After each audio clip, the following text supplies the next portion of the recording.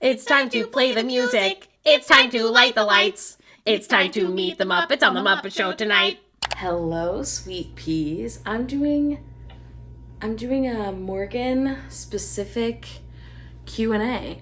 I really like doing the Q&As.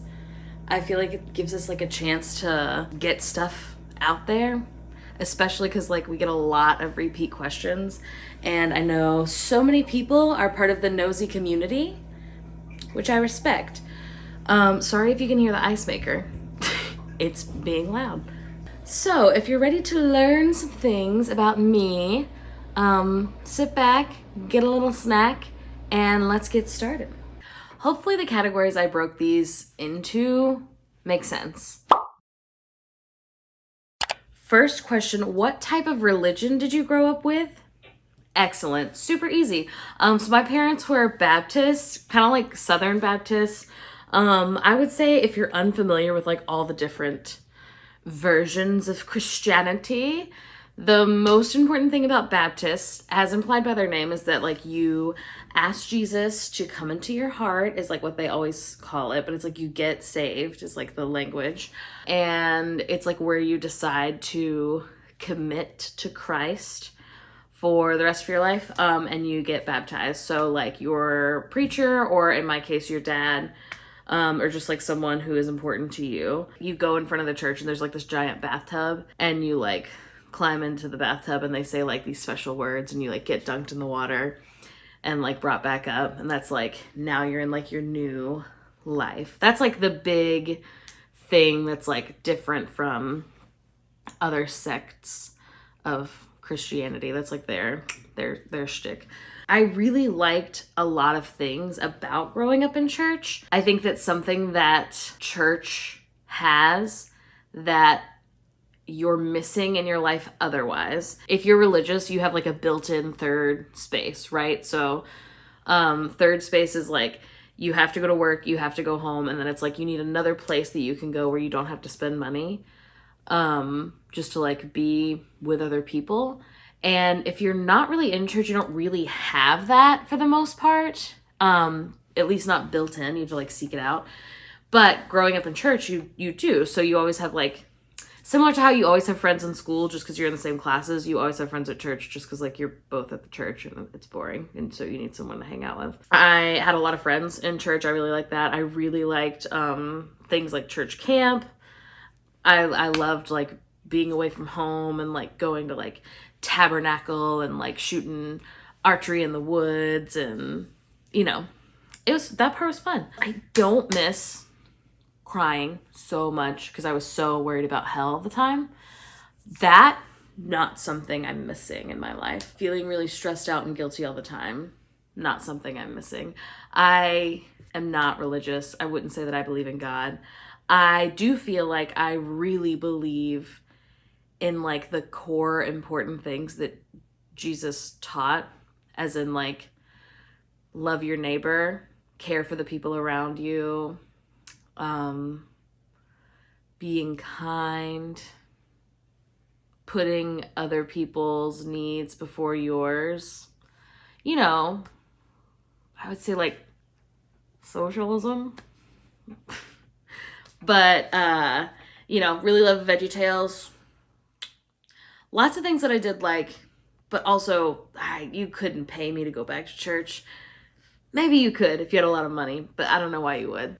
Next is, what is the sibling birth order? Did you like having brothers? Parentheses, I only have sisters. So my dad was married to someone else before he was married to my mom. So I have 2 older half-sisters and 2 younger brothers. The oldest half-sister I don't really talk to. We were never close to begin with. Like, she didn't really come over to our house that much. We didn't have a ton in common to begin with. I wish her well. I hope she's happy, but I don't talk to her.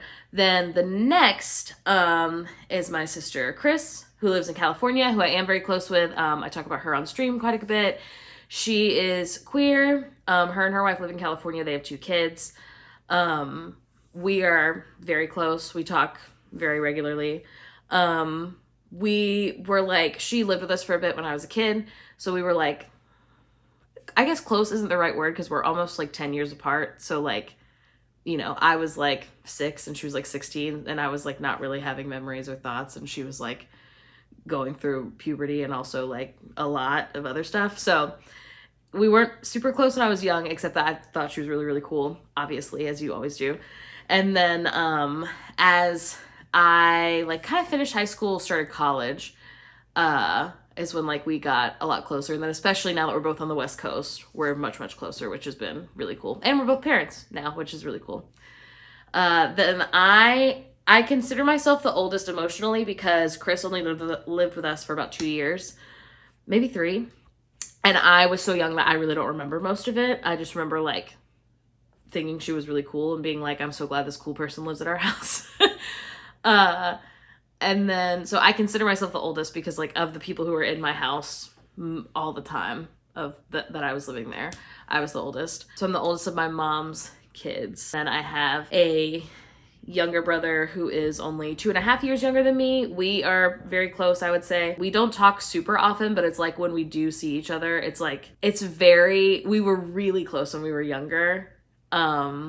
It's very clear that we have like the same humor and like we have a lot of the same memories because he's so much closer to me in age. And then I have a youngest brother who I'm also like fairly close with.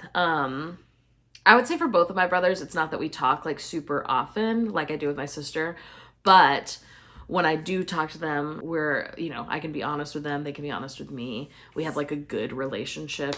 We have inside jokes, things like that. I really liked having brothers, actually. When I was younger, I would say that I didn't because I was like, I wish I had a little sister to like dress up and play dolls with. And honestly, I just played dolls with my youngest brother.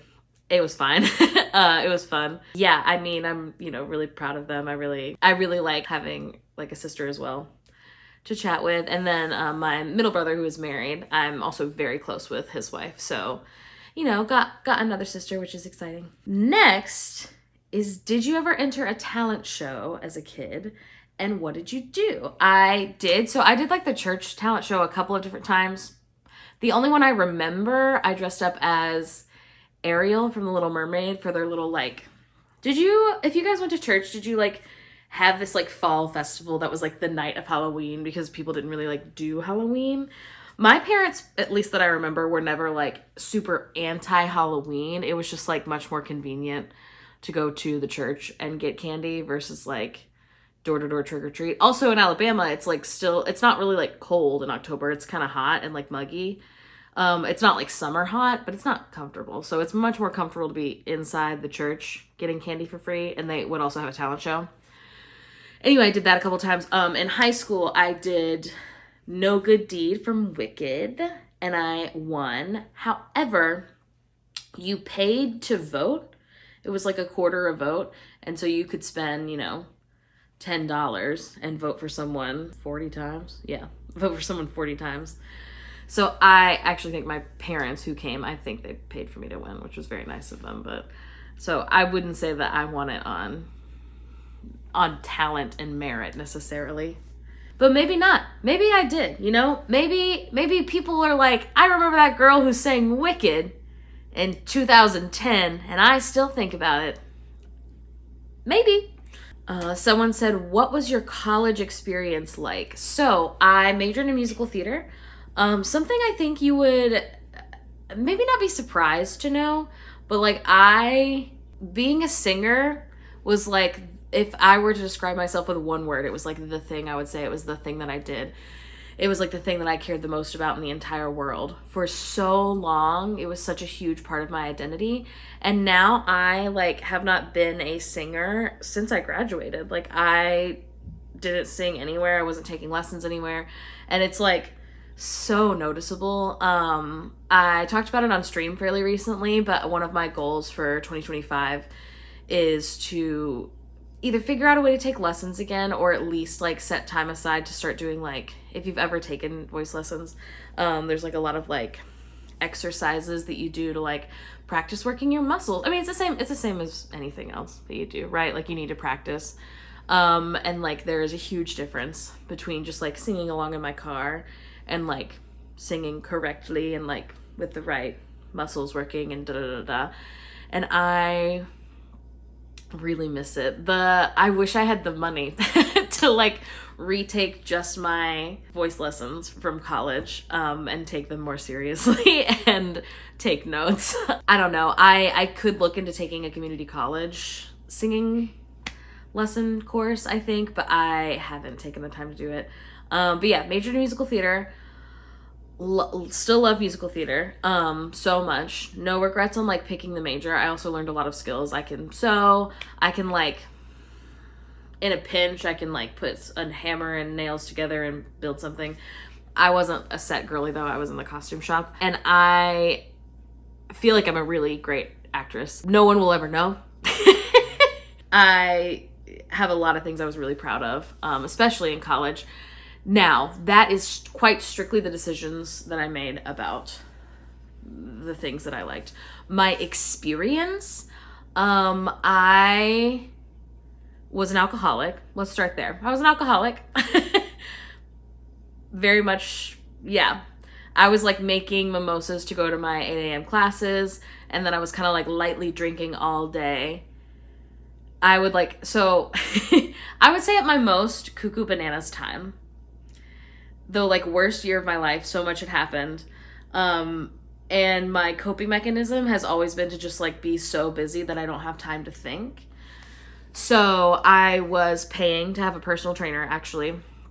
I would wake up and work out at 5 a.m., then shower at the gym, then go to my first class at 8 a.m. After that, I worked at a job at the school. Did that for like a couple of hours. It didn't pay very much, but it was like, it was something to do. And I could do my homework while I was there because it was just like answering phones, which didn't ring very much. Worked there for a couple hours, went to a couple more classes. Then in the early afternoons, I had an internship at the Mobile Opera House. So I would work there for a couple hours, and then on opposite days I would go to the gym and go straight to the opera house. I can't talk fast. If I didn't have class that day. Anyway, and then I would go straight from the opera house to my actual job where I got paid, where I was a server. And I worked there usually from 4 to like, we closed at I think 9 or 10. I think 10. So I'd be there till like 11:30. And then I would go to the bar with my friends and drink till about 2. And then I'd wake up at 5. So that's what I was doing. Not the entire time, but that was like the height of me going through so much. And again, I was like kind of like, I wasn't like drunk the whole day, but I was like drinking the whole day. With the exception of like, I drank water when I was working out. And I did drink water like all day also. I've always been like a big water drinker. But yeah, there was that. I was friends with a few people who like just, I don't necessarily think are bad people or anything. But like they weren't helping with my like destructive behavior for sure. And I probably wasn't a very good friend to them. And I don't know if they were a very good friend to me. Just, I would say like, really just like maybe 1 or 2 people of that. And then my other friends who I am still friends with were also going through their own things and were also maybe alcoholics. It was, I don't know. What was your college experience like? Person watching the video? Because like, is that just normal? Are all of us just like kind of being alcoholics and like trying to figure out if we're gay and like, you know, having friends die and like having to deal with that? Like, what was that normal? Or anyway, yeah, I also don't like my college. Don't go there. I went to the University of South Alabama. There was like one particular role where they had a different professor every year. And each professor that took that role, I actually really liked.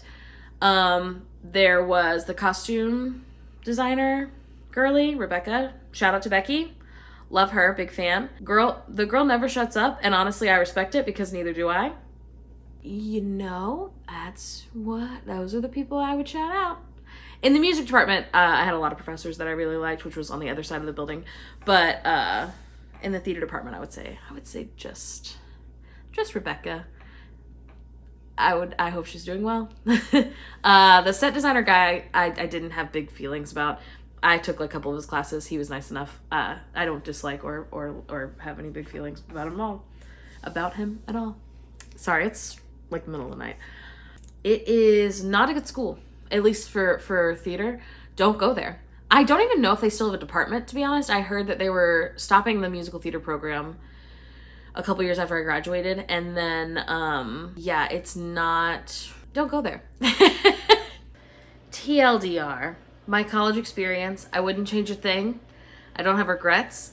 If I was giving advice, I would say if you think you have a drinking problem, maybe seek help. Don't just keep drinking. Second advice, if you feel bad every time you leave a hangout with someone, stop hanging out with them. Don't think, maybe this person is good for me. They probably aren't.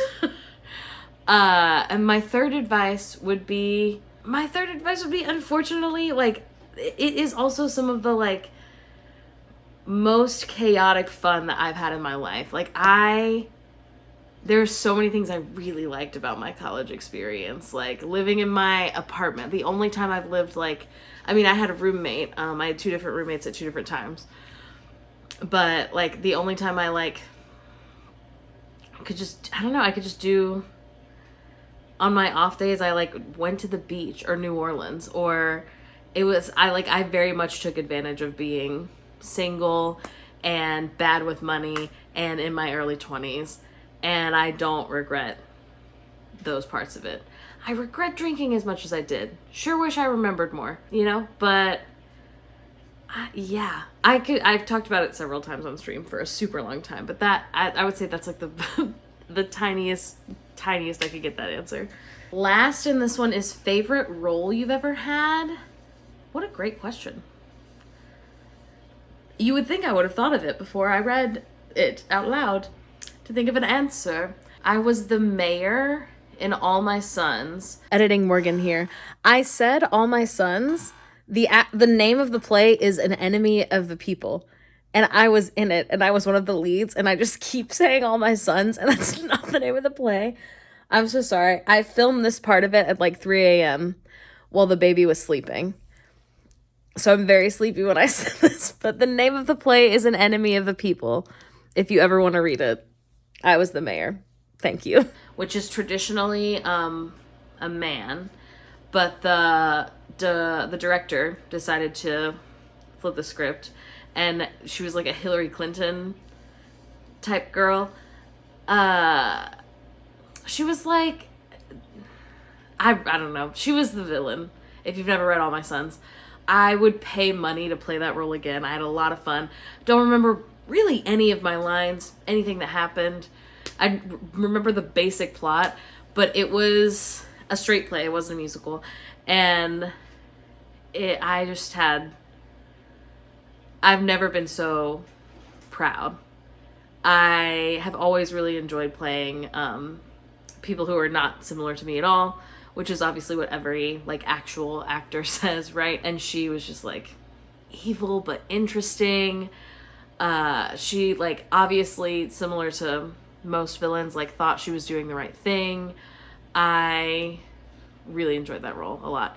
Don't remember her name. Remember she was the mayor. Remember how I felt, and that's what matters.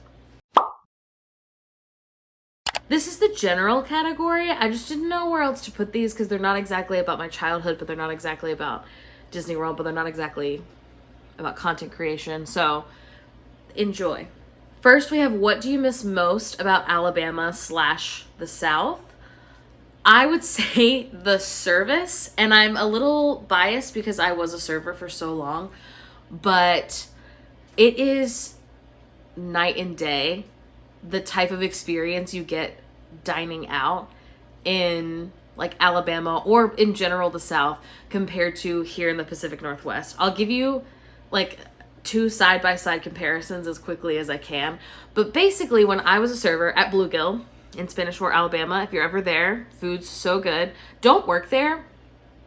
I mean, the money's good. Don't work there, though, But the food, really good. The way that you are trained there and the way that I've been trained at any other like servicey job that I did in Alabama is like you sit down at the table and your server greets you within a few minutes. They get your drink orders, they get your drinks to you within like 2 minutes. Then they get your appetizer order, you get your appetizer in like 5 minutes. And like they're checking in like about a minute or so every time after you get something delivered, being like, are you missing anything? Did you need a refill? Do you know what you want for your main course? Da, da, da, da. It's a lot of talking to the server. It's a lot of talking to the server. The server's doing a lot of work. Love it. Love it. First of all, I'm an extrovert. Born bred every minute of every day. I love people. I'm an extrovert. It's a little stranger now that I am a content creator, because what I love is meeting like strangers. And being a content creator, when you meet someone who already knows a lot about you, that's not the same as meeting a stranger. I love the service. It's like the number one thing, like atmosphere thing. I miss my friends and like my family, but it's like the number one atmosphere thing that I think about every single time we go basically anywhere in public. Like people talk about Southern hospitality, and I feel like now in like 2025 people say that and then they like are like, well, it's not real, everyone's being fake. And like I just don't think that's true. I personally, maybe I'm wrong, I feel like when you're being fake, it's like when you're in high school and like Regina George in Mean Girls being like, that's the ugliest effing skirt I've ever seen, after just complimenting that girl. That's fake. But like being at work and smiling and like flirting a little bit with your tables, that's not, I don't feel like it's fake. It's just, it's your work. They're working and I'm enjoying. They're putting on the performance of being server, and I am a wonderful patron. I love it so much. I love that service in the South. Like I feel like my drink never goes empty. I feel like I've had like an experience going out with my friends and like being taken care of. In the Pacific Northwest, I don't know what it is. I would say just about every restaurant we've been to, and we've lived here almost it'll be 5 years in October, so like 4.5 years. No matter what, you see your server 3 times the entire meal.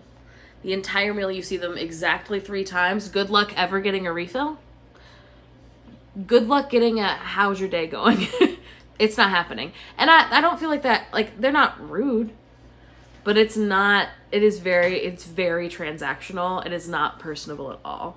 So like here in the Pacific Northwest, anytime we've gone out to eat, it's like, hi, what do you want to drink? They bring it to you. They're like, do you know what you want? They put it in, they bring the food to you, and then they'll drop off the check. And like, that's it. And some people love that, and that's so fair. I don't think that you're silly for liking what you like. I hate it. Because I'm like, the only difference between eating at my house and this right now is that at my house I could have refilled my drink. And now I'm having to like ask someone to refill my drink. But I'm a thirsty girl, so I notice the things like that. And then like they haven't gotten my order wrong like a ton of times, but like if I ordered an extra side or something and I never see the server again to be like, hey, I'm missing a side, or like, oh hey, I got fries instead of like, you know, wedges or whatever, like, sorry, and like I'm not a send back my food kind of girl or anything, but like, you know, if like I'm married to a vegetarian, so like if they brought something out that has meat on it, I want to be able to talk to the server and be like, hey, like this is the wrong thing. And like, again, we like tip 25%. I'm always nice. I'm not shitting on anybody. I don't think everybody here is doing a bad job. It's just like it's not the experience I grew up with. It's not the experience I provided when I was a server. And I also genuinely loved it. If it was possible, if there were more hours in the day and more energy in my body, I would be a server just like on Saturdays for the money and for fun. I loved being a server. I loved it. I love going up to a group of like 55-year-old women and being like, ladies, you guys causing trouble over here? Come on. I love it. God, I love it. It was by far one of my favorite jobs I've ever had, as far as dealing with like guests and the fact that I was good at it. The place I worked, there were a couple of layers to it where maybe if I was working there at 30 years old, it wouldn't be as difficult. I don't know if I would super recommend working somewhere where like there's a lot of like tumultuous relationships going on, you know. But also it's just kind of what it's like to work anywhere, right? What's something unexpected that happened to you that we don't know about? I have the perfect answer for this. If you've heard this already, I'm sorry, but I do feel like most of YouTube, and honestly most of our audience doesn't know. So Felix and I had been dating only like maybe 4 months. We had been long distance for 2 of those months. It was the first time I was flying from Florida to Oregon to spend time with them. I fly in. Felix is like, surprise, I got us tickets to see one of my favorite comedians, Dimitri Martin. I don't know if you've heard of him, which is so funny because obviously I've heard of Dimitri Martin as someone who is very interested in stand-up at the time. And I was like, I've heard of Dimitri Martin. So like we had a funny little giggle because like that's like a recurring theme in our relationship actually, is one of us very kindly, not snotty, will be like, oh, I don't know if you know this, but da da da da, and it's like the other one's like, of course I know that. That's not the unexpected thing. So we go to Dimitri Martin. I am like, you know, falling in love with this silly little redhead that I'm on this date with, and Dimitri Martin finishes his set, leaves, comes back. If you've ever seen stand-up, typically they'll like come back and like it's like an encore, but it's like them just kind of trying new stuff out. And one of the things that he says is like, I don't think a fig Newton should really be a cookie. And to Felix, I quietly say, hell yeah, stand up for what you believe in. Because it's like, that's so funny. Like, and that's Dimitri Martin's thing, right? Is he has these like one-liners and you're kind of like, huh, so true, you know? But it's a small club. It's a small comedy club. And I've said it much louder than I thought I did. I wasn't like drunk. I had like 1 drink, but I just, my voice carried more than I meant it to. And so Dimitri Martin is like, what? And it's so silent. Because I'm like, surely he's not talking to me. I was whispering to this person I was flirting with. Trying to make them laugh. Trying to do my own stand-up show quietly. Here, in the 2 chairs in the back of the club. And he goes, no, what'd you say? And I said, stand up for what you believe in. Thinking he would be like, oh, so true. Anyway. And then he was like, that's funny. Can I ask what you do for a job? Again, it's silent. Because the wheels in my head are turning. Because at the time, my job was roller coaster operator at Rock and Roller Coaster in Walt Disney World in Florida. But I was in Portland, Oregon, which would be confusing to explain to Dimitri. So I just said, no, and then everyone laughed really loud, which was a win for me, honestly. And he goes, okay, yeah, so fair. I forgot we had a secret agent in the crowd, and then like went back to his thing. So like randomly sometimes Felix will be like, do you remember that time you heckled Dimitri Martin? And I was like, I wasn't trying to heckle him. I was trying to make you giggle a little bit by whispering something. And mayhap, I just happened to whisper at a time when not that many people laughed at the Fig Newton comment. Which is crazy because I actually thought it was pretty funny. Anyway, I would say that's something unexpected that happened to me. Are you ever planning on pursuing acting / stand-up? Great question. Great question to come after the story also. I would say the short answer is like no question mark. So I really miss acting a lot. I'm very interested in doing community theater when Gonzo is like a little bit older.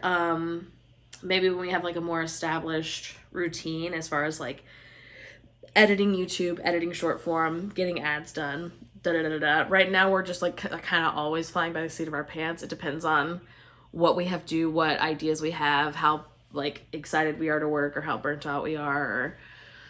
So I think once we can get a little bit more regulated with that, possibly once like he's in like preschool, things like that, then I would definitely want to do community theater. If the opportunity ever arose, as in like if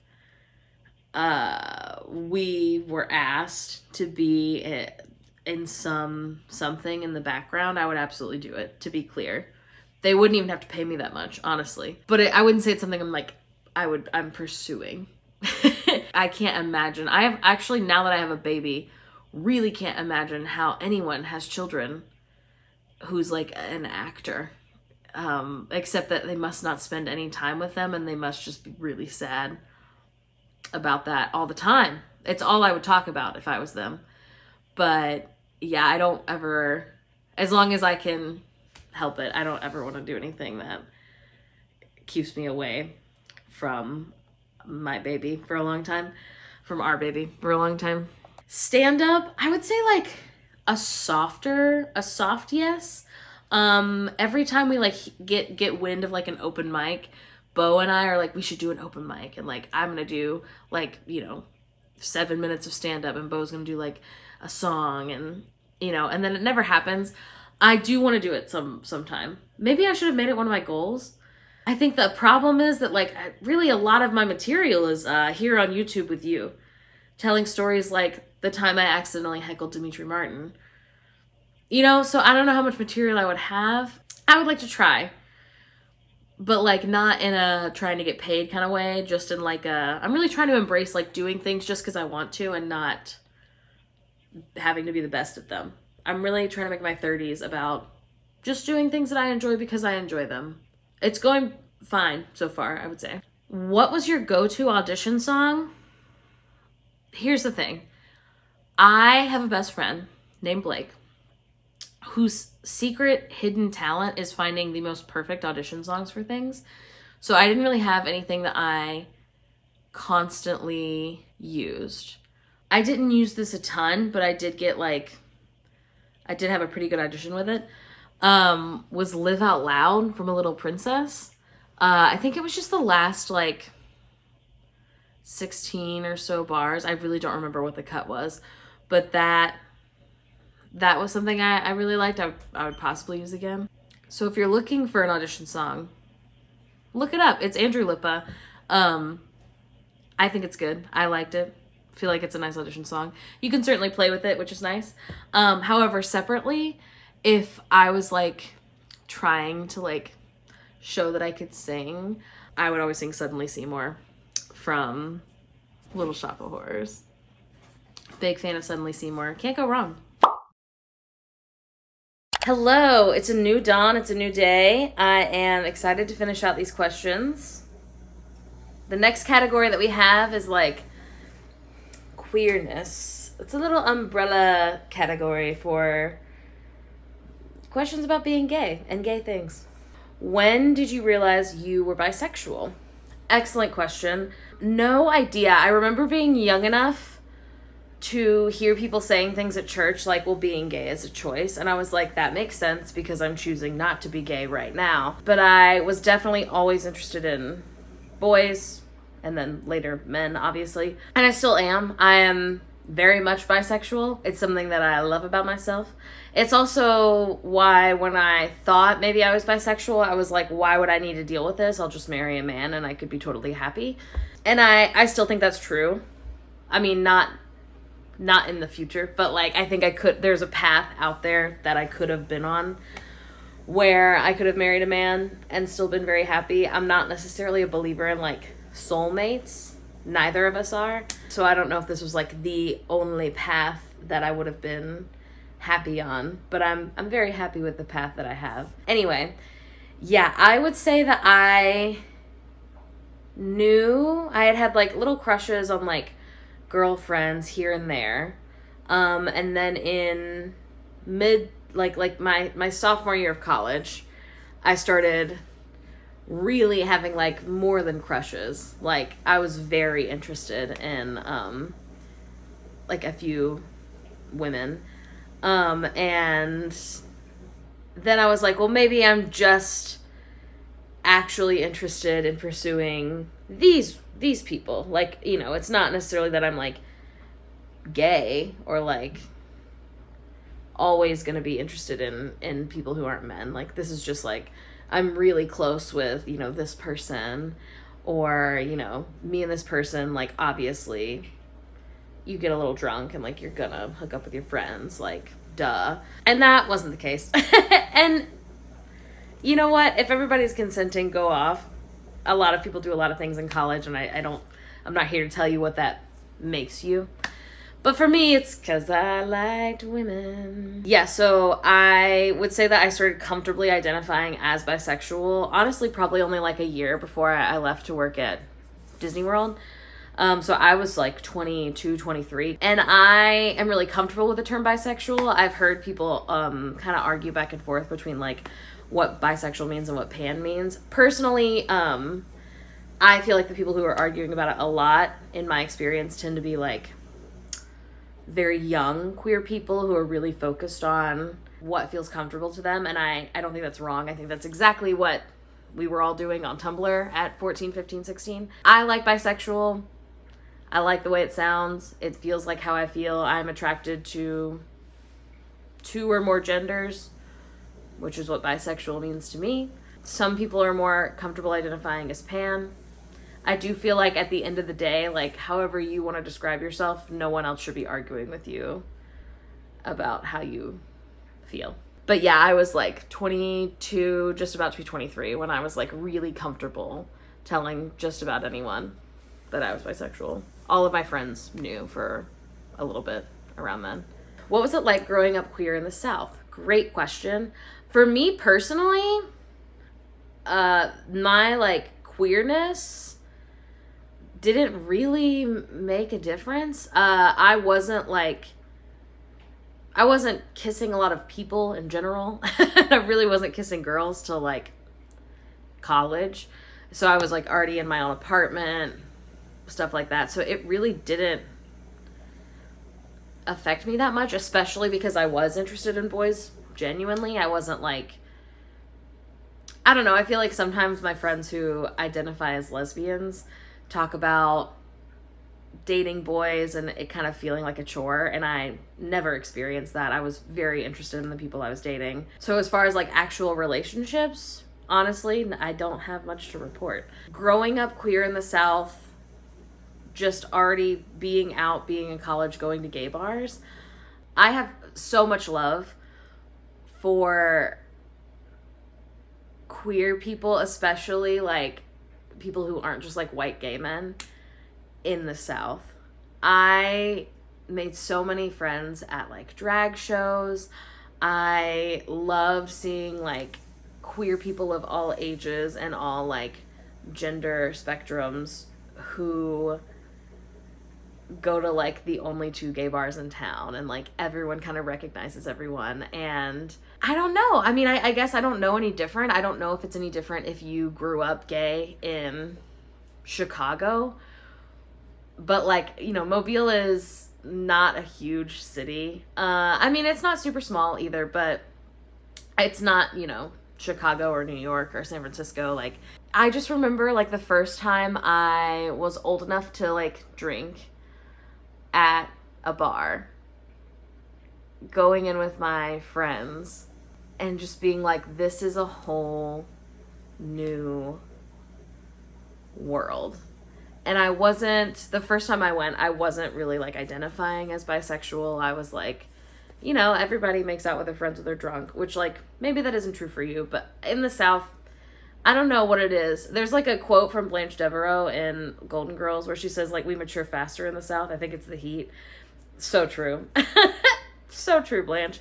But it's like, I don't remember how old I was or even really who I was with, but I remember so distinctly feeling like something has changed within me.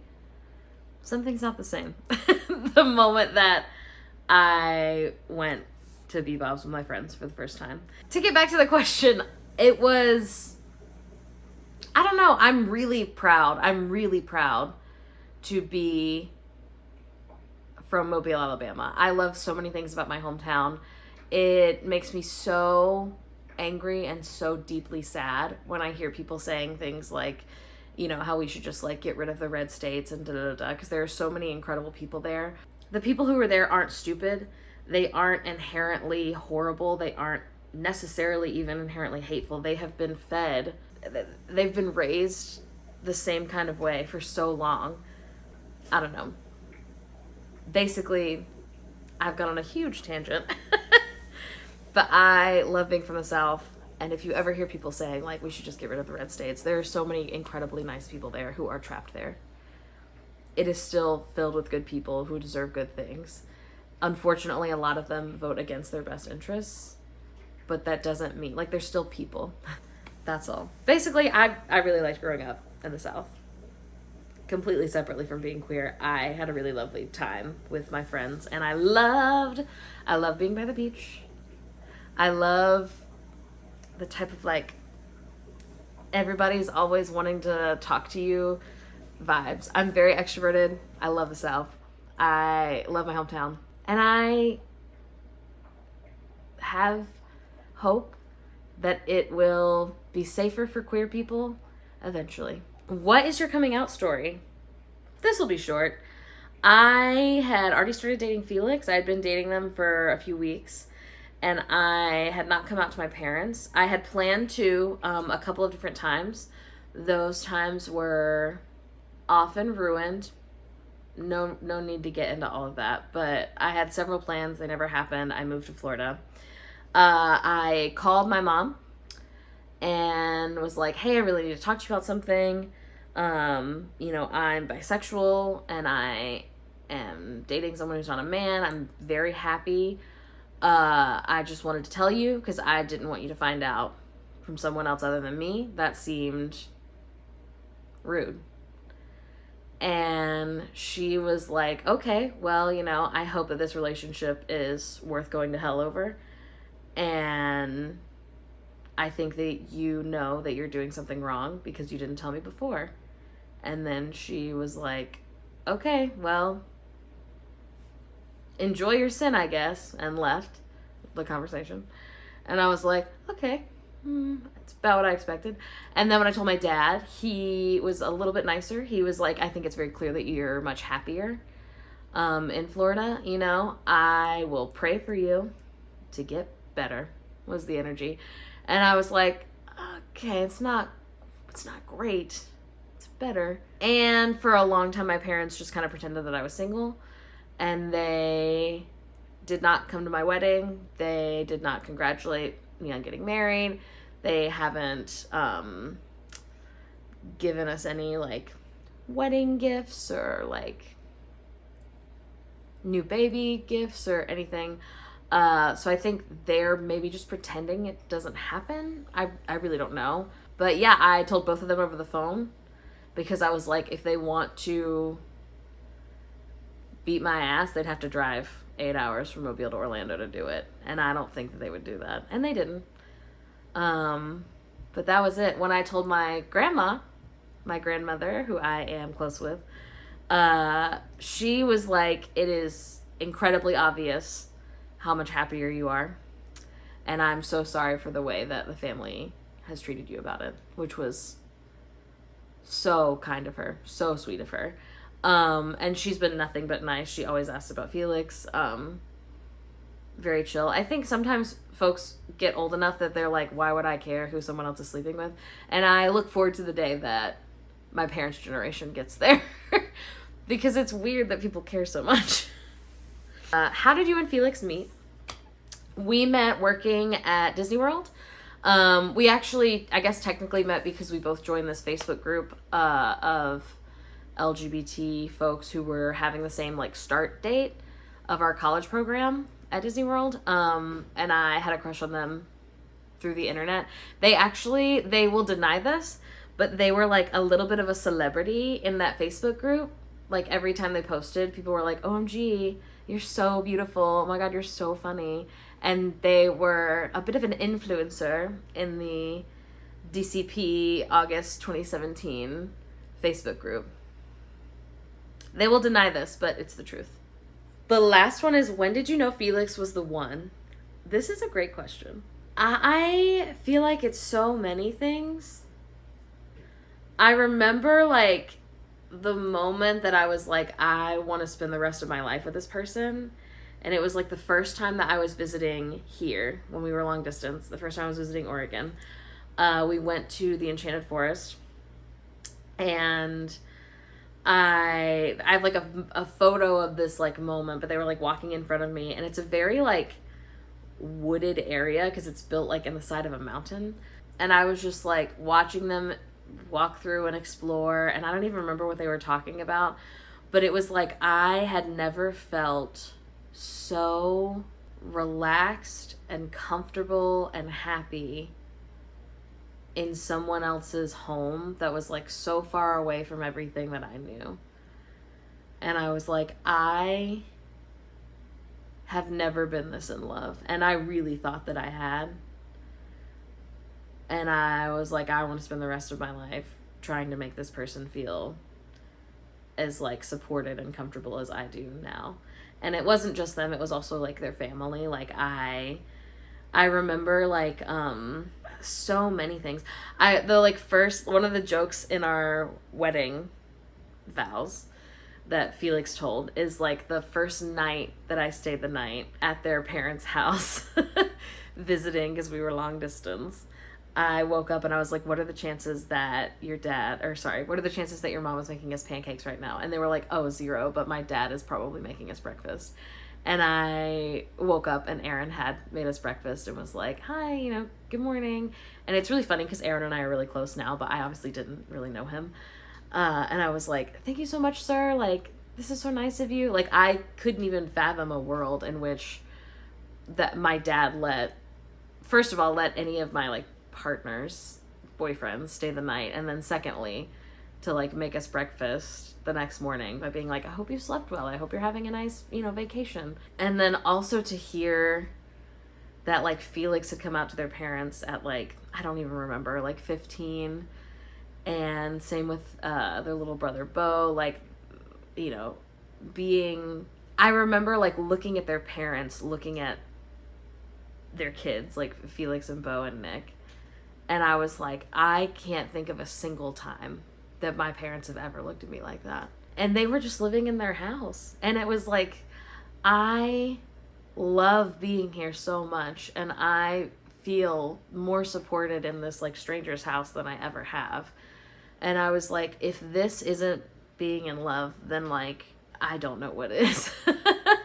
And then it just like, other things kept happening. I would talk to Felix about things that we disagreed about, where I never felt like devalued. I never felt not listened to. It was just like we would talk about things and then eventually come to an agreement or, agree to disagree if it was like not anything super important or, and then there's also like just so many like very sweet things that they did for me to show how much they cared about me. I think it was also like, I remember thinking in most of my relationships growing up, I remember feeling like it was kind of a competition in my other relationships growing up with like, did I love them more than me or did they love me more than I love them? And like constantly trying to find a balance. And with Felix, it was never like that. It was like from the moment that we decided that we wanted to be together, it was like we had always been together. And it's so funny because even now we've been married for we'll be married for 5 years this year, and then we've been together for 8 this year, and it just feels like we've always been together. We'll make jokes and be like, remember when we lived like 3,000 miles apart? And it's like, no. Like kind of, but barely, because like it just really feels like, I don't know, it feels like we've always been together. People like a lot of the time ask, how did you know that they were the one? And I think the only advice that I can give if you're trying to figure out if someone is the one is like, sorry, but like you just know. You just know. I know it's what everyone says, but like I've never been so obsessed with and proud of and excited to see a person in my life. at the time. Now that I have a son, oh my God, everything he does is amazing. But yeah, like it just really, every single thing that happened, everything that has happened to us, it's always felt like me and them versus the problem. It has never felt like me versus them, ever. They've never made me feel that way. Even when we like have arguments, I do not feel anything but like respected and loved, even if we're disagreeing. And I think if you can't say those things about your partner, then I personally don't think that you should spend forever with them. But, you know, I don't know. Maybe I'm lucky. Okay, it's time for the serious questions for the really intense, nosy community, and I respect it. Then after that, I'm going to move to a bit of a lighter topic so we end on a happier note. Why did you decide to go no contact with your family? This is like one of the more common questions that I personally get. And it's not something I talk about all the time because number one, I don't really want to be constantly talking about things that are like, I make jokes, but they are genuinely stressful and traumatic. And then number two, my goal as like a content creator, an influencer, whatever you'd like to call it, I'm not trying to make my parents feel bad. I don't want them to. I don't want anyone in my family to feel bad. I'm just trying to live my life and help other people whose families have made them feel bad. Does that make sense? I would say the shortest version of why I am no contact with my mom and very low contact with my dad. And I would say like low contact with other members of my family who tend to take their side of things, if there are sides. I would say the biggest one is number one, my mom. She has a drug problem, number one. She, it's not my business to share more than that. She is an addict, and that definitely affected our relationship and her as a parent and the decisions I think she was able to make as a parent. Secondly, she puts herself first. She always thinks that she's the victim in like every situation. And I am not her therapist and I'm not a doctor, so I'm not gonna try and diagnose her with anything here in the internet space. But I can say that my experiences, I've been affected by those things and I feel that they are facts. But again, I'm no doctor. And then lastly, between not just my mom, but my dad, they both have made it very, very, very, very, very clear that they would like to put their religion before their relationship with me, before my happiness, or before they would like to even hear my thoughts on anything. And they have every right to do those things. We, at least right now, live in a free country where they can decide to do that. So that's fine. I just am not keen on having a relationship with people who think that it is a sin or a bad thing for me and my husband to love each other and for us to have a loving house where we are kind to each other and where we care about people. And if they would like to feel that that is egregiously horrible, then I'm not interested in having them know me or my husband or my son. Why would I? So I would say the overall theme of like why I'm no contact with them is that I tried for years to be in contact with them. In 2017, when I first started dating Felix, I was like, oh, I would never cut off my parents. It is like really hard to talk to them, and it makes me really sad that they seem to not really care about the things that I'm saying to them. But like, you know, they're my parents. Like, you only get one set, like, you know. And then as I got older, it just got harder and harder, especially as people who raised me in religion. You know, I feel like I was really taught to care about people, to care and see all people as people, to want to help, like, folks who have less than me, and then to watch the two people who taught me those things start to say things like, well, that person came to this country illegally, so I don't care if they eat. Or, yeah, I think that we should kill people who don't want to have a baby at 16 because they made the decision to have sex. As if my parents weren't having sex at 16, more than likely. And maybe they weren't, I don't know. But I just really lost respect for them. And then I was like, I don't need to respect them. I just will see them at holidays and talk to them then. And then that got even harder because I felt like I was working so hard to beg them to ask me anything truly about who I am as a person. And they wouldn't. They didn't want to. They wanted to know about the weather. They didn't want to hear about my relationship with Felix. They did not want to hear about, my thoughts on the political climate. I would say COVID was like really the nail in the coffin, as I feel it was for a lot of people, when I found out that they wouldn't even consider getting a vaccine to potentially help save some stranger's grandma. And maybe it wouldn't. I think that's the other thing is I don't know. I'm not a doctor, but neither are they. And so I listen when doctors say things, and they started not doing that. And I was like, it hurts too much to know how far you have fallen. And to know how much you clearly don't actually care about my family. I have had conversations recently in the last year, not super recently, where I found out that my parents don't even really know what I do. They don't really know anything about my life, even though it is free to view. They aren't interested. They aren't interested in me. They aren't interested in who I actually am as a person. And that hurts. And it sucks. A lot of people ask, I'm thinking about going no contact.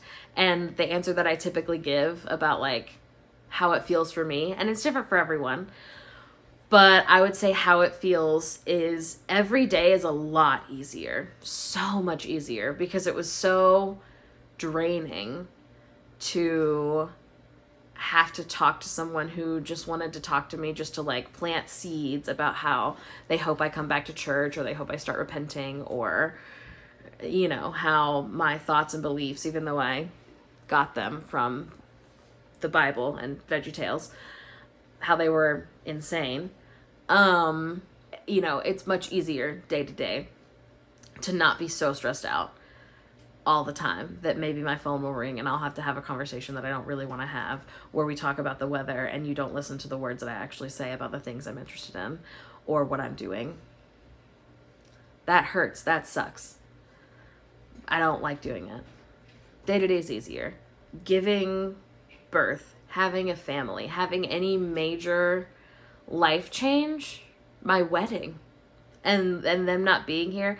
Not only them not being here, them not wanting to be at all. I'm not interested because they don't think I'm really married. They don't feel like it's real because it wasn't in the Bible. I don't know. I think something that is just true, despite it being very sad, is that there are some people who will never see their children as adults with thoughts and feelings. They will only see their children as extensions of themselves, who, when they make decisions that are different than the ones that maybe the parent would make, that child's just doing that to piss off the parent. But I'm actually not gay just to piss my parents off. I just am gay. It's just the way I was born. It's the way I was made.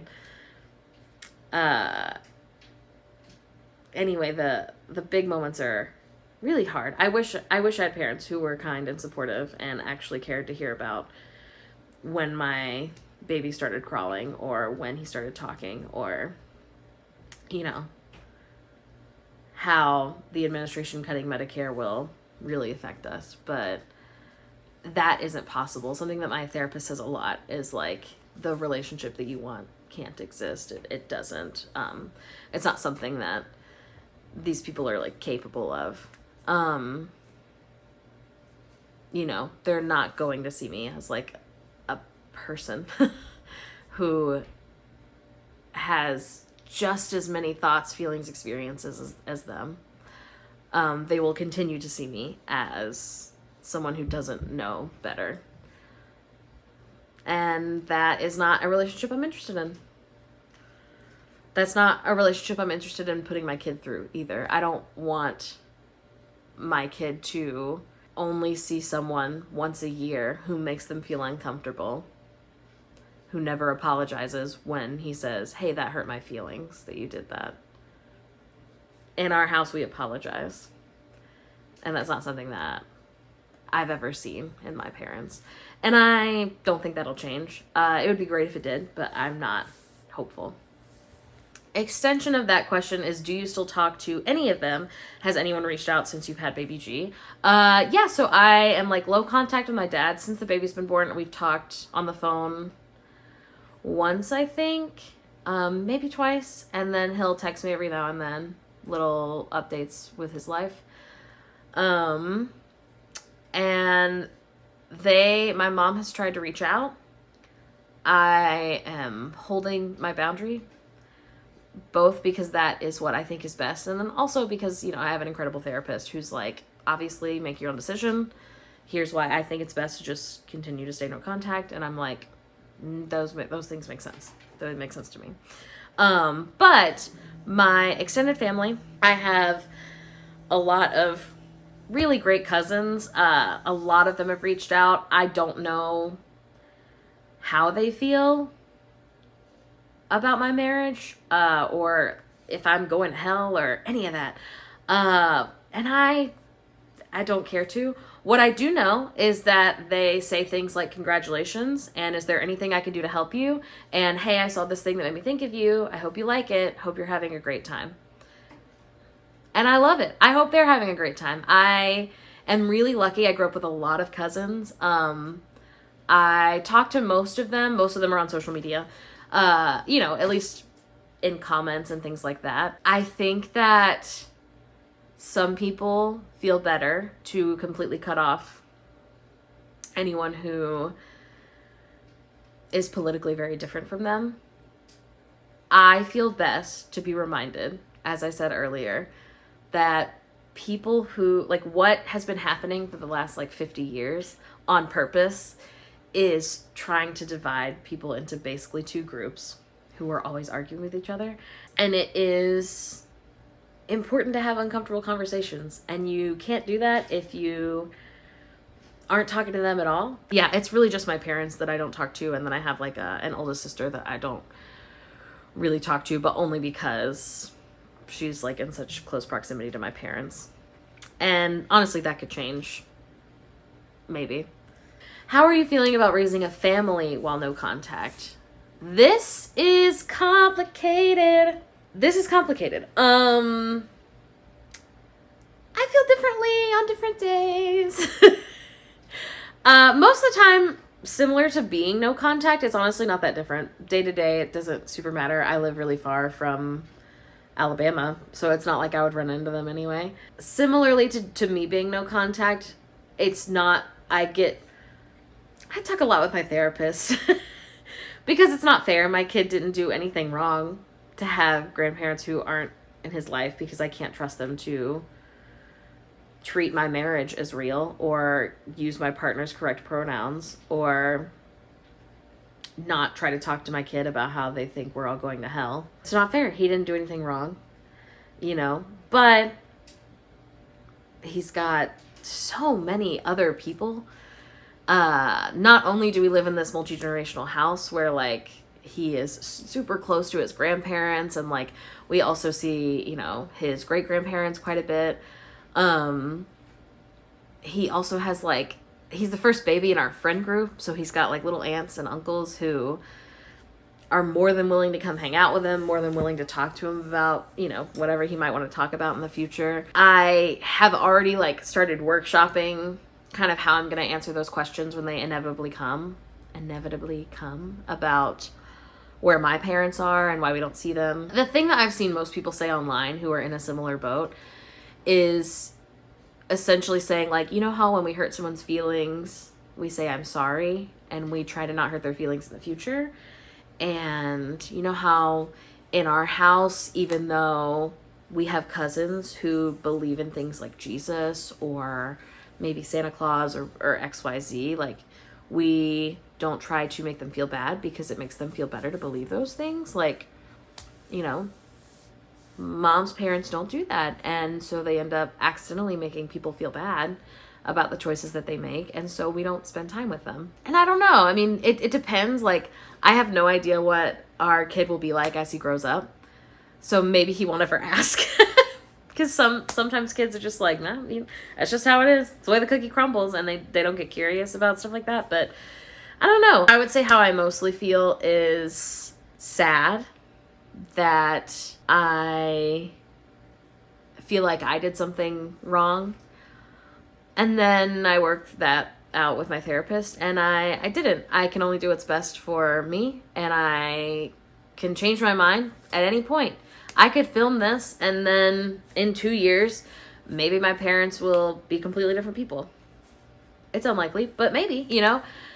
And I think that is something that I hope to display and show and be able to explain as my kid grows up, that all you can do is your best with the information that you have. And then when you know better, you do better.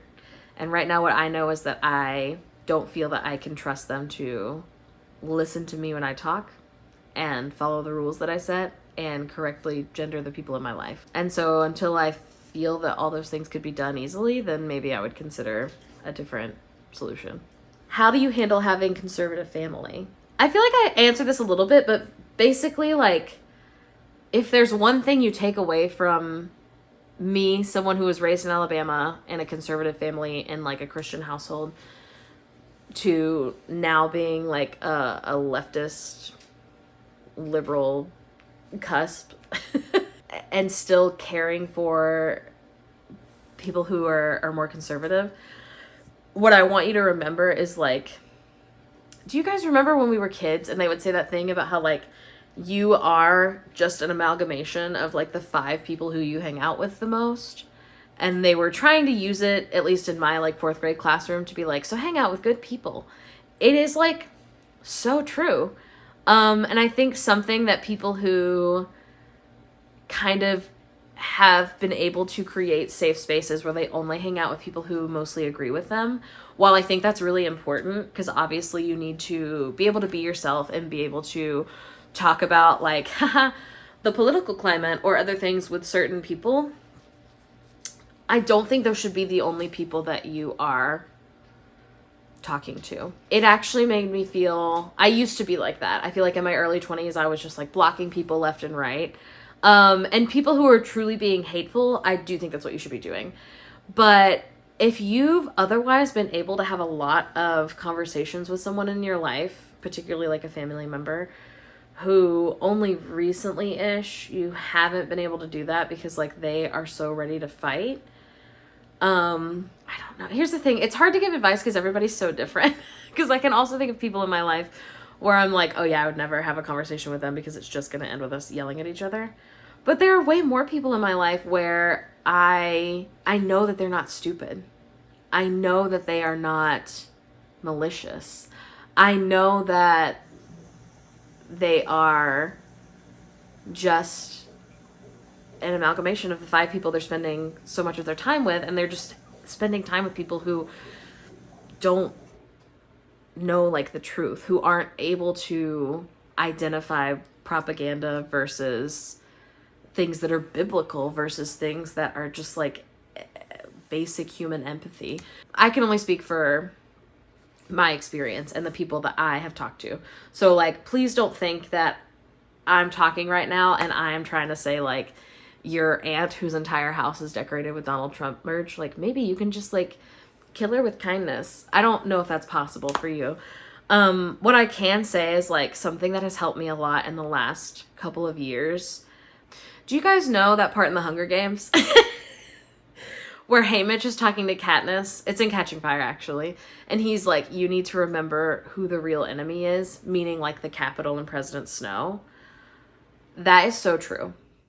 Your conservative family, while they are maybe voting for policies or rooting for change that they think is going to be better for them, but is actually going to be worse for everyone, they're doing that because of the right's propaganda. Everyone who is doing something hurtful in the history of ever is doing it because they think they're doing the right thing.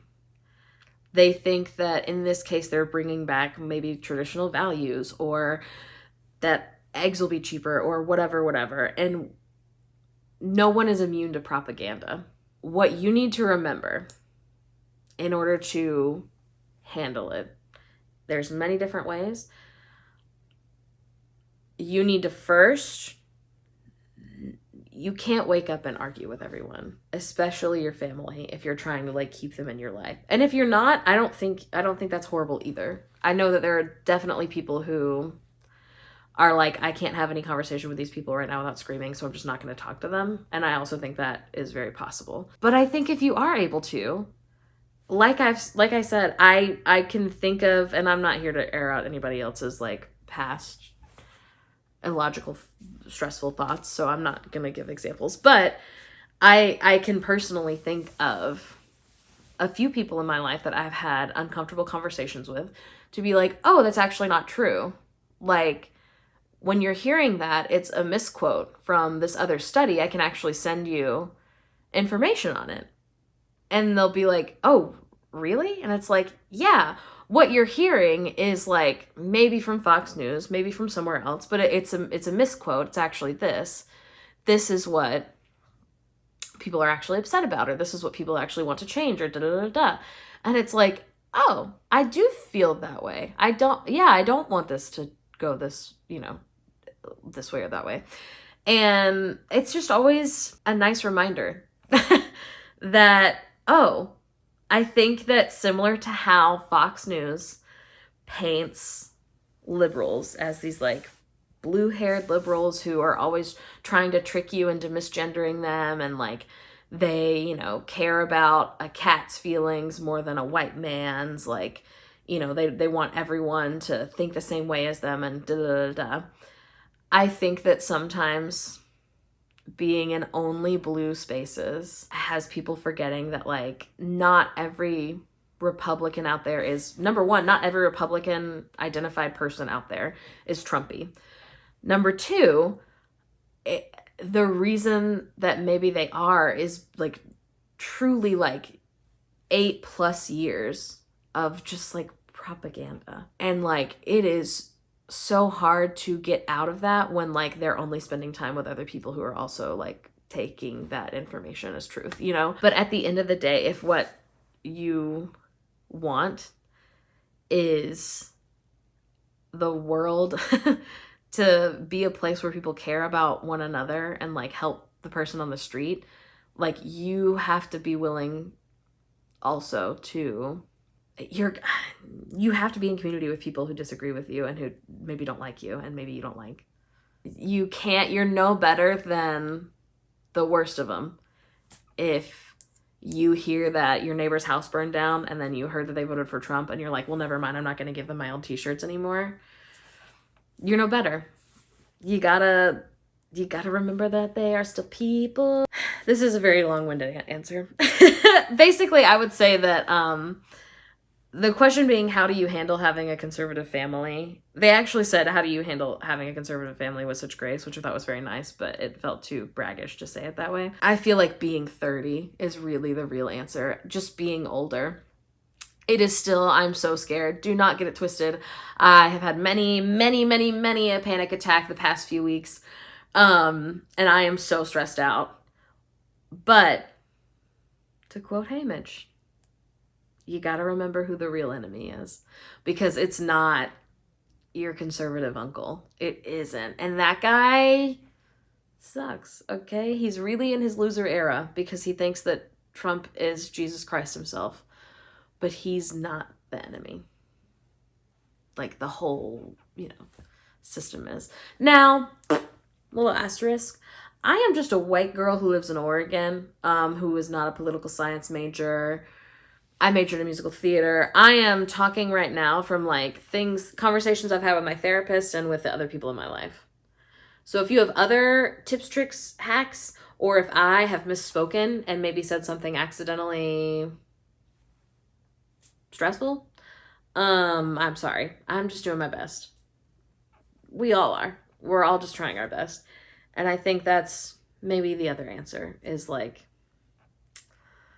I'm just doing what I can. And so are you, Can you tell us about your sobriety journey? When did you decide to stop drinking? Great question. So as I said earlier, I had a bit of a drinking problem for a couple of years. I've had little to absolutely no alcohol. I've had no alcohol the past like 2.5 years. I've had like maybe literally one drink on a cruise. I think we had some champagne on our honeymoon, and then I had another drink on our cruise that we went in 2022. And then I would randomly get like drinks in Disney, in the parks when we worked there, but like never more than like one a day. So like I would say like still, to me, all of that still means like sober. Because I wasn't doing what I was doing, which was drinking from morning till night, since right before I met Felix. And then about a year or so, maybe a few months, between like 6 months and a year into dating Felix, I was like, I think I'm just going to not have alcohol at my house anymore, because I would start drinking alone or with a couple friends, and then I would still be drinking way too much. I like couldn't, if I wasn't buying it for $16 at the Disney parks, because that's how much it is, then I would drink too much. So I do trust myself enough to like, if I was at the parks or maybe California or any place where like one drink is so expensive that I'm like, yeah, it's worth it to me to spend $16 on this just for like a photo or like a little whatever, then I might have a drink. So I'm not saying I never will again. But I don't keep alcohol at the house. I do not drink at my house at all. And the reason is because like I was too good at it. Drank too much. Basically, the shortest answer is I had a drinking problem. I drank from the time that I woke up basically till the time that I finished my shift wherever I was working, and then would still go out sometimes. Usually with friends, but also sometimes alone. And then I was also drinking at my apartment alone. And it's so expensive, number one, to have a drinking problem. And then number two, like it was too embarrassing. Not like being an alcoholic was embarrassing, but like the things that I would do, right? So like I would be incredibly drunk, calling one of my friends, sobbing, saying like, I was in love with them, or I was never going to amount to anything, or no one's ever going to love me. And it just wasn't my friend's job. It wasn't any of my friends' jobs to handle that, try to talk me down. Also, like, why was I doing an activity that always ended with me, like, sobbing on the phone to someone? It wasn't fun. Why was I doing it? I mean, I know why. Because I was depressed. But, so then a little into 2018, Felix and I had been dating like 6 or 7 months, got like way too drunk, scared them a lot. And the next morning were like, hey, like, you can't be drinking like that when I live 3,000 miles from you, because I was so stressed out. Like, if, something were to happen, like, what was I going to do? And I was like, that's actually so true. My bad. Maybe I'll stop drinking at home. And then very quickly I was like, maybe I'll stop drinking, like basically totally. And I am just so much happier. Just so much happier. For not just for that, like obviously I'm also in therapy and like I'm medicated and a bunch of other things. But like once I had not been drinking at all for probably a few months, I was like, I was spending so much money and time on this thing that like made me feel worse. And like, what fun was I really having? Just being loud. I can actually be loud sober, and I do often. So yeah, and then I didn't start saying like, oh, I used to have a drinking problem till probably like more than a year, until after I had like stopped drinking, where I was like, I really was drinking a lot, huh? And it like automatically got better when I moved from Alabama to Florida, just because like I couldn't afford it as much. But it was clear in Florida that if I had alcohol at my house and I was like even the tiniest bit sad, I was gonna get like really drunk and sad. And it just isn't a cute look. And I don't, now that I'm so far past it, I'm like, wow, that was some choices that I made that I would not make again, for sure. So yeah, I would say to myself, I would describe it as being sober since like April-ish of 2018. Seems about right. And then I didn't drink at all while we were trying to get pregnant, just in case. And yeah, I do really miss the times I did really have fun. Like, I really miss day drinking at Mardi Gras. I do really miss being like super drunk at like a drag queen show, and like I know someone else is like the DD, and like I can like make out with my friends a little bit, and like I'm not in love with any of them and none of them are in love with me, and it's like so uncomplicated. But I do not miss waking up the next day. I don't miss like being in the middle of driving the next morning and being like, when did I get home? Like, I don't miss being so embarrassed of like the girl that I was last night and having to constantly apologize. I don't miss any of that. It wasn't worth it. And so, in my 30s, I think that most likely, if I had to guess what the future of my drinking looks like, is I will continue to not drink at my house. What I think is most likely to happen is at like 35, Felix also like was never a drinker. They're not like a partier. They didn't really go to parties. I think at like 35, I will maybe convince Felix to like have like a New Orleans weekend where we like really party it up with like a chaperone, because I really miss New Orleans a lot, and go to some drag shows and like hang out with maybe some of my friends, do karaoke, and also maybe not, like maybe we'll go and like not get drunk but just do all those things sober. I actually very recently, like a week ago, went to a karaoke night with Bo and some of their friends and didn't drink. I had water because I was driving, and still had a lot of fun. And I was like, right now what's stopping me is having a little baby, but in a few years maybe I'll go back to like, I really miss like, I don't know. I love strangers, as I said earlier. I love people watching. I love strangers. I love like a reminder that like there's so many people in the world who for the most part are just trying to like get through the day feeling pretty good about themselves. It's a nice reminder. I don't know. It's not a third place exactly because you have to spend money there, right? But it is like kind of like that. Did you get an OCD diagnosis? No, I didn't. I thought about it. If it was important to me, I think I could. It's not, compared to all the things that I would like to talk to my therapist about, it's not one of them. The ways in which OCD affects me daily is like so small compared to the way that other things affect me, which is why like anytime I ever talk about like maybe having OCD, I'm always like, I've never been diagnosed. Maybe I don't have it, because I feel like sometimes it's like way worse and other times it's like maybe not noticeable, and like I don't know if that's true of everyone, or I don't know. What I can tell you is that I sometimes see content about having OCD and I'm like, that's so me, from people who have been diagnosed who are posting content about it. And I also can tell you that the medication that I'm on is like tested and used often to treat OCD, and it's been better since I've been taking it. And that's all I can say. But yeah, I never got diagnosed, and I don't know if I would. I don't know if it would really help anything, because I'm not looking to get like any sort of accommodations. Have you always been comfortable in your body? And if not, how did you get comfortable? So this is going to be like kind of the opposite advice I was just giving.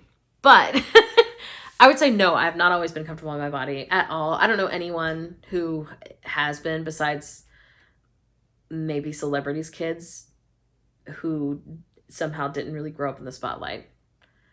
That's it. I would say the way that I got comfortable in my body, though, horrible news.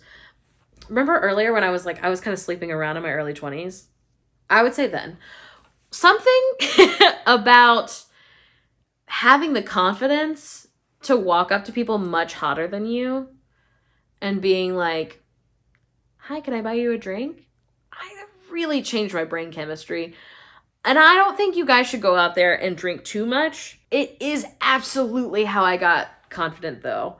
All the time.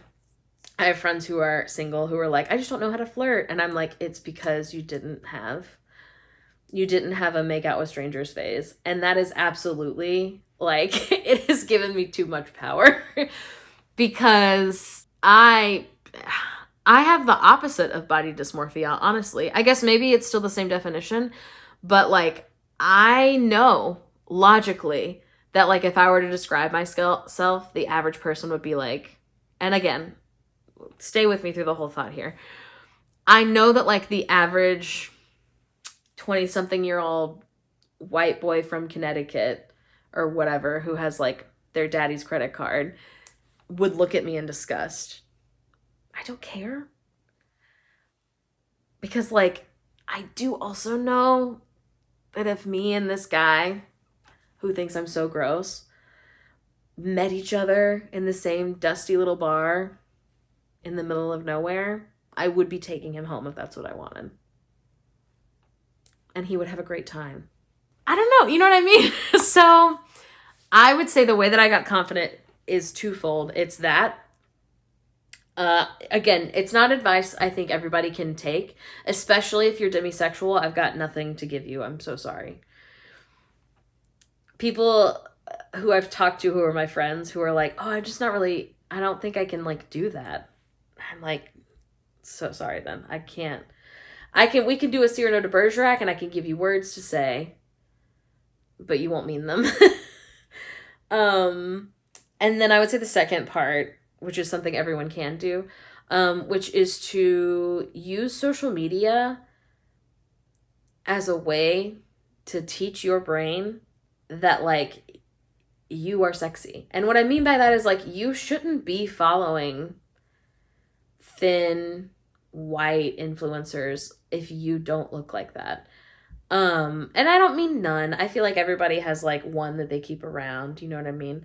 But, like, I literally unfollowed a ton of, like, people who I wasn't actually friends with. Some of them I was, like, friends with them in high school or whatever, who just, like, constantly were posting, like, these photos where they were, like, airbrushed and thin and beautiful and da-da-da-da.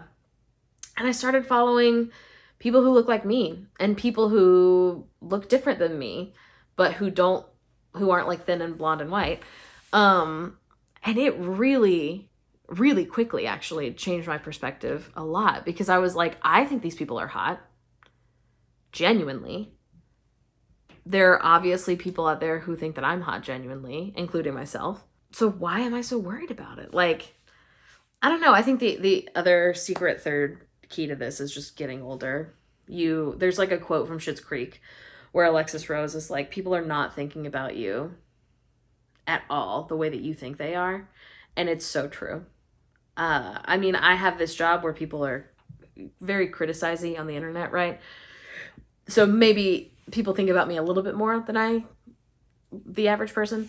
But people really, really are not thinking about you near as much as you think they are. And so you might as well think that you're sexy. Or whatever you'd like to be. If sexy is not a word that you want describing you, then pick a different one. But that's the best way to think better of yourself, is just to fake it till you make it. Fake it till you make it. Surround yourself with people who look like you, who have fun. And also, like, don't buy magazines. I mean, who's buying magazines? But, like, don't subscribe to anything that's, like, continuing to push a narrative that's just making you feel bad about your body. You know? Including, like, brands that you like. I'm so sorry. Because I know that, like, you know, this company or whatever has a really funny marketing department. But if they're only posting thin white blonde women, don't follow them. You can look it up later if they make a really funny joke, I promise. But, like, don't give it your attention. Only give attention to people who look like you. Well, in, like, an influencing space. I don't mean in, like, a only follow white people because you're white kind of way. Does that make sense? Follow and subscribe and spend time with media and content creators and whoever who make you feel seen. You know? Hopefully that makes sense. I'm answering the Disney Florida questions last. Quick little caveat if you didn't know. In the US, there are 2 Disney resorts, is what they're called. Disneyland is in California. It was opened in 1955. There are 2 theme parks there. And then in Disney World, which is where Felix and I used to work, which is in Florida, there's 4 theme parks, 2 water parks, and like 20-something hotels. It's crazy. People who don't live in the US, also people who just aren't Disney adults, get those 2 confused, and that's going to be relevant to most of these questions, I would say. How was it moving across the country? Honestly, loved it.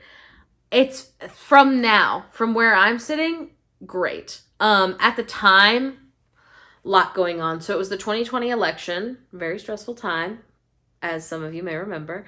It was like not the peak of COVID because like things were opening back up, but it was like everyone was wearing masks everywhere. Like I got laid off from the Walt Disney Company because of the pandemic. They let about, I think it was like 28,000 cast members go all in one day, and I was one of them. And so we went from, I don't remember the actual dates, close to it. It was like September 30th, where we heard that like 28,000 cast members were about to get laid off. And then it was like October 2nd, where I got called that I was getting laid off. And then by October 3rd, we were like, let's move across the country in 2 weeks and move to Oregon. And it was just like, there's so many stories in my life actually where like looking back, it's like why I don't necessarily believe in God anymore, but I really believe that like everything happens for a reason, which is a philosophy I'm really trying to hold on to right now with everything going on. But moving across the country, it was so stressful at the time because we were just crying every day, being like, haha, what are we going to do for jobs in Oregon? Like, we had planned to work at the Walt Disney Company the rest of our lives. We had planned to raise our kids in Florida, which is like an incredibly, at least Orlando is like an incredibly diverse place with like warm weather. And like we were, you know, a drive away from so many things, from so many different types of weather. It wasn't like, you know, it was sunny all the time in Florida unless it was storming. But like, you know, our entire lives that we had planned out, we were leaving. And on top of that, there was the global pandemic and the impending election. And it was just like, it's hard to remember how stressed out we were because now we're like 5 years away from that having happened, right? But it was so stressful. However, if you've seen Parks and Rec, there's like a moment where one of the characters is like, I feel like I've been preparing for this moment my whole life by like being friends with someone who's like so cuckoo bananas. That was me. I love moving. I love packing and unpacking things genuinely so much. And I was unemployed now. Well, I had been during the whole pandemic because I was furloughed. But so I spent every free minute I had giving stuff away on Facebook Marketplace, selling stuff, packing things away, donating stuff, and I got everything that we owned packed. We also got Hannah to move. This can honestly be its own video talking about every different facet of this cuckoo bananas move. But Felix's parents, the other thing is people ask how he did it. Felix's parents paid for it. I don't know how, because I know that it was not cheap. And so we were like, we'll figure it out. Felix's dad co-signed on an apartment for us because we needed a co-signer because obviously we didn't have jobs lined up here. And yeah, it was so stressful.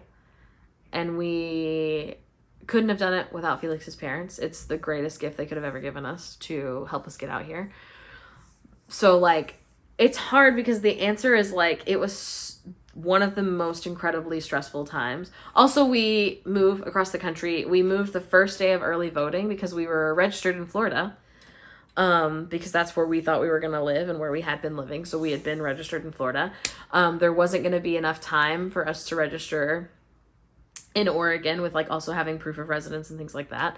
So we voted the very first day of early voting for the presidential election in Florida, and then left. We literally, we rope dropped voting. I got to my polling place because we lived in our like Florida addresses were two different ones, even though Felix had just moved in with me because theirs was still their old apartment in Florida. So we both like rope dropped at like 6 a.m., got in line to be like some of the first people to vote in that election in Florida, and then drove across the country. Felix's mom actually flew to Florida to drive with us. So 2 of us were in mine and Felix's car, and 2 of us were in Hannah's car, and we all like swapped off so we'd all get to ride together at different points. And we filled up one of those like U-Haul pods with our stuff and told it to meet us in Oregon, which is a whole nother thing because we didn't get our stuff for like 5 weeks, but whatever. And then drove across the country. So yeah, it was one of the most stressful times in my life. We both were crying so much because it was like we were moving here and then like we didn't have anywhere to live. We didn't have jobs. We don't really have any skills other than having worked at Disney World for the last like couple of years at that point. So what were we gonna do? We had like 50,000 followers on TikTok. So we like posted about it as it was happening, which is really funny because I'm sure at least 1 or 2 of you that's watching it will be like, I remember that. And it was just like such an insane time. Like it just doesn't even feel real. And it's what makes me feel a little bit better when I'm stressed out right now about everything that's happening, is because like it was so stressful at the time, and looking back it couldn't have been better because we wouldn't be able to have this job.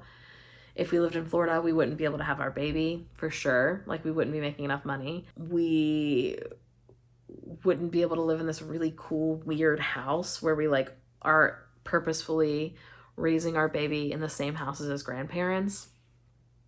There's so many things that are definitely better because of how horrible that move was and how horrible it was. I had gotten my dream job at Disney World. It was a job I had wanted my whole life. And I had just gotten status there 2 days before the park shut down for COVID. And so it felt awful. And then it worked out. And so, yeah, it was a lot. The actual moving, though, driving across the country, so much fun. I think it's definitely something we'll do in the future with the baby. Probably not when he is a baby, but like it was a lot of fun, like seeing places I had never seen. It was a lot of fun stopping at weird little like off the road attractions. We found the Clown Motel by accident. We drove through Cowboy Times quite a few times.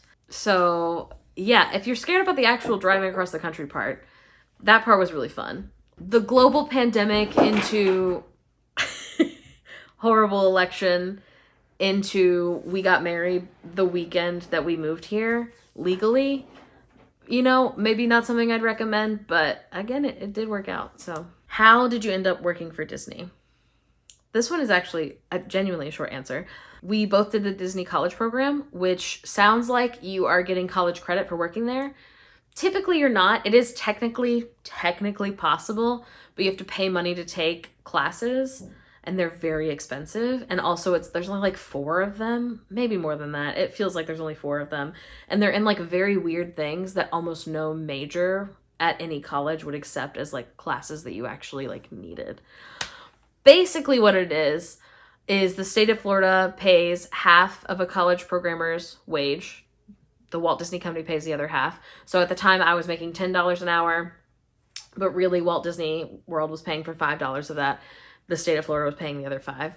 And it's like a tourism thing to like get people to come from all over the country to come work at Disney World. And then secondly, like they make so much money on those college programmers because they get paid less than everyone else.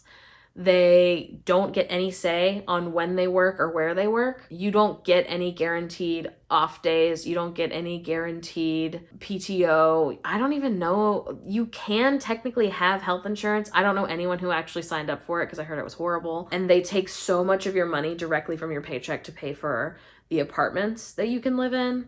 Which you don't have to live in their apartments if you like already lived in Florida or if you knew someone you could move in with or whatever.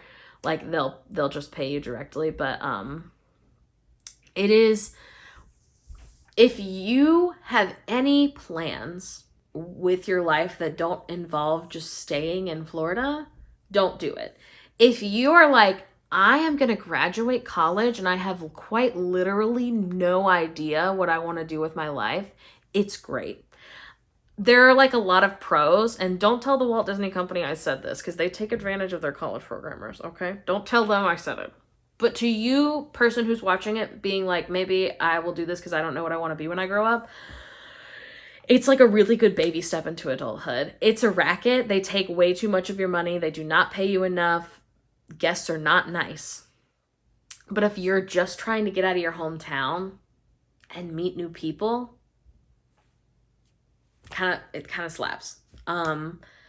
I paid, and this was 8 years ago, I paid $750 a month to live with 5 other girls, 2 per room, so it was a 3-bedroom. And the 6 of us had to share 1 kitchen. We had 2 bathrooms, I think, maybe 3. Me and the person who I shared my room with had our own bathroom attached, for sure. You work so much. You can request, you can, like, if they pick you, you say, like, the top 3 things you'd like to be. So I think I said, like, attractions and children's activities and something else. And they may pick one of those things to give to you, or they may be like, sorry, you're doing food and beverage, even though you didn't have any interest in that. So I got really lucky. I worked at Rock and Roller Coaster.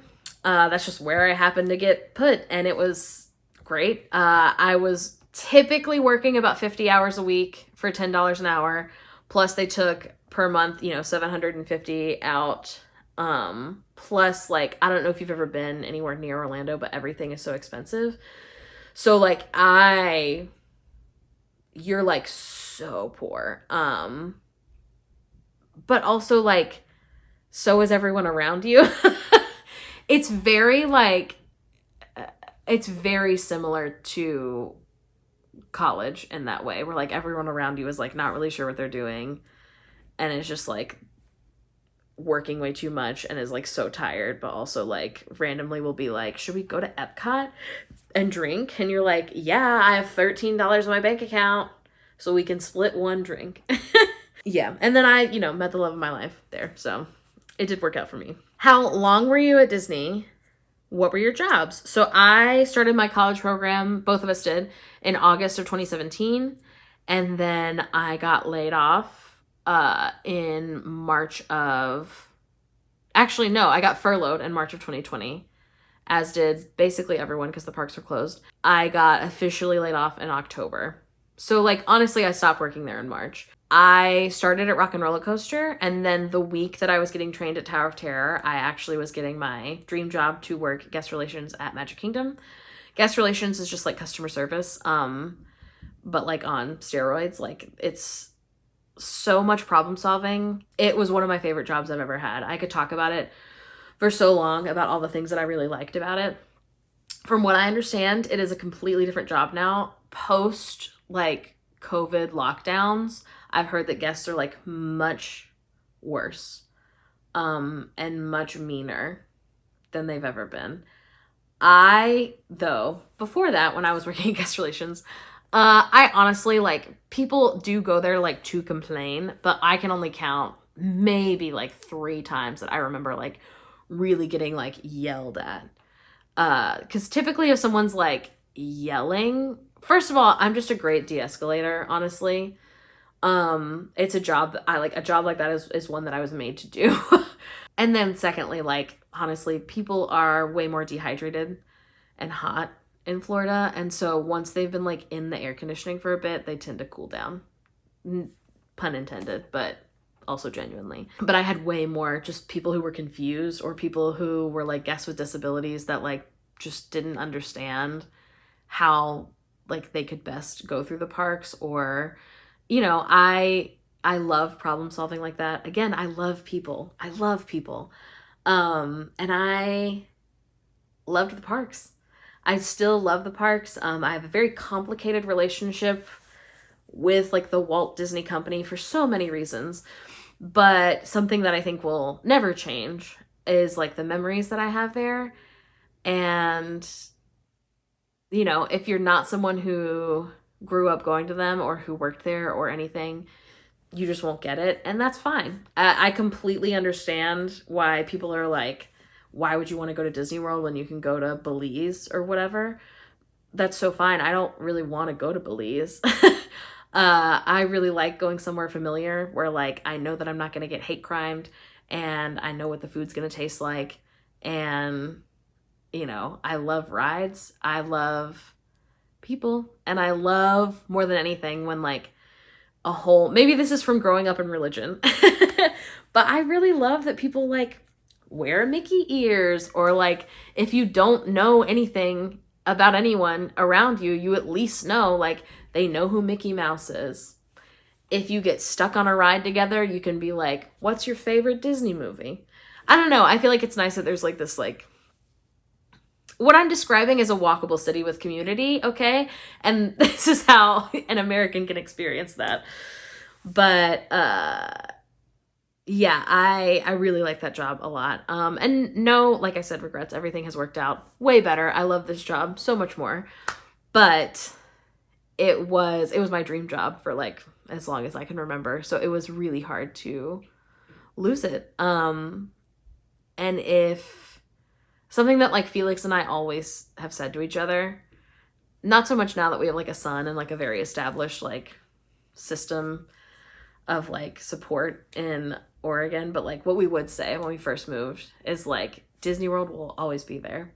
And it's true. Like, if we were that sad to not be there anymore, I have, and maybe this is a lie, but I have no doubt that we could get jobs there again. Maybe not our same jobs, but, like, you know, we interview well. They're always looking for more people because they are always firing people, or people are leaving, or whatever. It is something that will, at least in our lifetime, I think, always be there if we ever wanted to go back. I don't think we will. At least not. Maybe we'll be those kind of, like, old people who retire to work there, but I don't know. Yeah.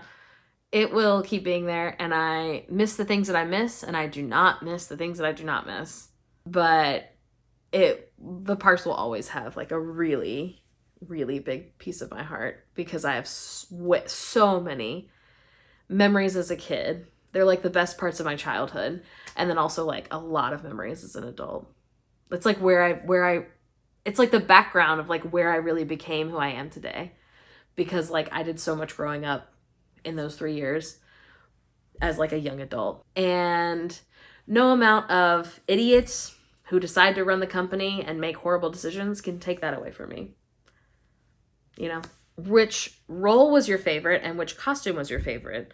Role is, like, the jobs that you have at Disney World. They have, like, very specific language that they use if you're, like, a Disney adult. So, like, instead of saying employees, they always say cast members. And, like, instead of saying, like, which job did you like, they say which role. Obviously, I like guest relations the most.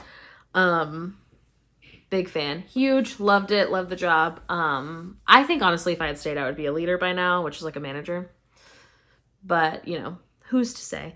And then my costume that was my favorite, I actually didn't know that I was about to be moved to go start training for guest relations, Rock and Roller Coaster and Tower of Terror are right next to each other, and a lot of folks who work at one get trained at the other once you're there long enough. The week that I was supposed to start training at Tower of Terror was actually the week that I was about to get pulled over to guest relations. So it had been on my schedule for so long, and then I wasn't getting trained there, but my managers on the clock, like I was getting paid, let me go check out a Tower of Terror costume and go take pictures at Tower of Terror as if I was working, and I just like greeted people. So I've got like one picture that's like actually good of me in the Tower of Terror costume.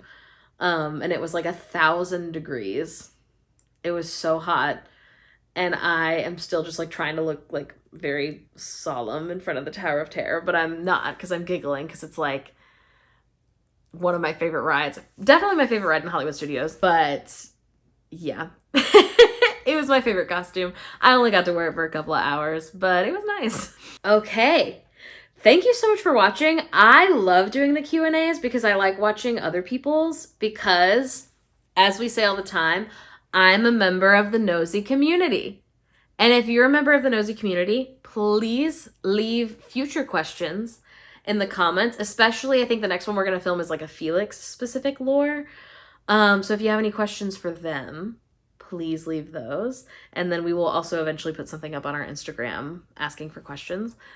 Or if there's any other type of Q&As you'd be interested in, like, would you want to see like a content creator specific Q&A, or like maybe just like a Disney cast member one in general, or, you know, I don't know. Like, let me know if there's any other ones you think of. We already did a parenting Q&A that I will link in the description.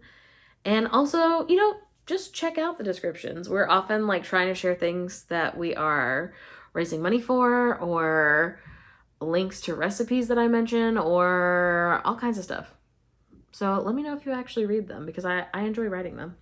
If you like this video, let me know. Make sure that you're subscribed and you've got notifications on, because YouTube's not very good about pushing out our content unless you actually hit the notification bell. So make sure you're doing that. If you didn't know already, we are on Patreon, Blue Sky, Instagram, TikTok, where else? Pinterest, Lemon8, although I don't post on there very much right now. Anywhere else you can think of. We're on Tumblr, actually. Follow us everywhere. Please, please, please listen to me when I say you are doing amazing. I am so sorry that everything is so hard, but you have made it through every other hard thing you've ever been through. And you're here in this moment for a reason. And I hope that you are walking away from this video thinking things could be better. It is possible. And I am going to make that a reality as much as I can. Okay, I love you guys so much. Make sure you go out there and do something silly. Goodbye.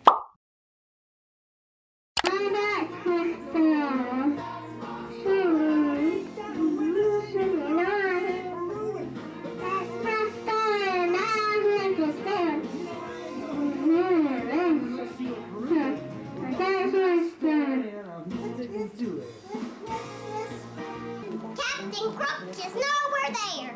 Take me up to the ball game. Take me up to the crowd. I am a black Jack. I don't care if I never get back up in the game. And if it's a sad, that's just 1, 2, 3 snakes around the ball game. It was raining, raining. He went back to his mother, 'cause he wanted to be a... Can't you tell me it's about a clown that he wants to be a soldier? Clown wants to be a soldier. They won't let him.